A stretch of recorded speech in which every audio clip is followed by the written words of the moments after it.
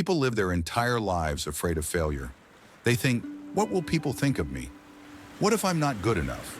The thought of giving something their best effort and still falling short cripples them. There can be real consequences to failing: financial losses, missed opportunities, once-in-a-lifetime chances.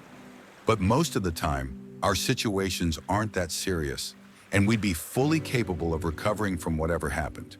You'll never learn to walk if you don't take the first step, and you'll never accomplish anything of significance if you're too afraid to try. So how do we get over this fear? How do we get out of our own way? From a distance, it's easy to think that successful people never fail, that they have the Midas touch, that everything they touch turns to gold. But this is far from the truth. In reality, most successful people fail often, but forward. Listen to any entrepreneur who has made it big time. They always have a long list of things they've tried that haven't worked out.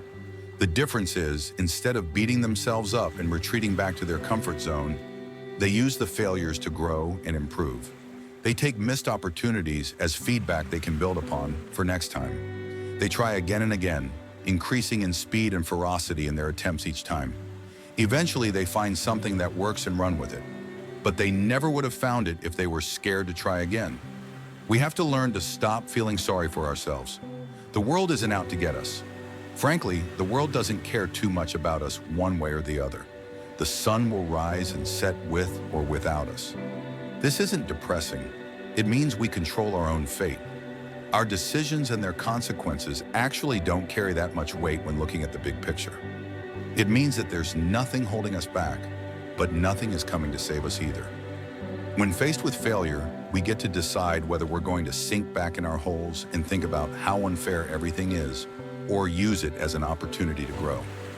One path continues taking us forward, and one drops off a cliff. It might not be the prettiest path you've ever seen, or the one you've always dreamed of, but it's a path you can take nonetheless.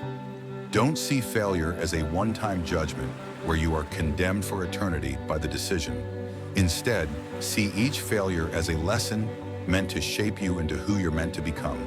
When a blacksmith forges a sword, it doesn't begin as a viable weapon. It starts off crude and misshapen. It takes intense heat and blow after blow to mold the metal into the final product. You're no different. We're brought into this world with nothing, and only through trials and errors, successes and failures, that we find out who we really are and what we are to become. You don't find out who you are when things are easy. There's nothing to learn when life is on cruise control. It's only through hardship that lessons are learned.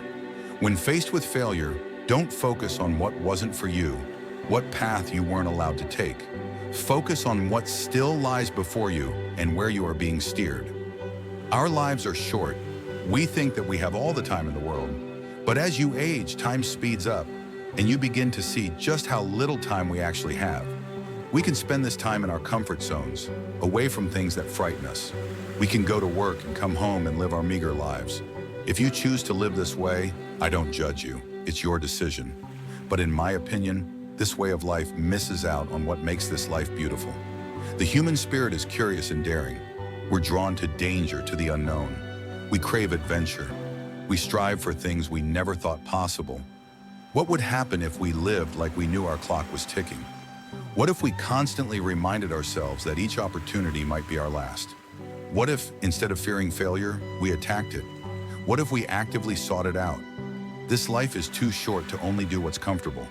Instead, we should try our best to fail, often, but forward. It's the only way we'll ever grow.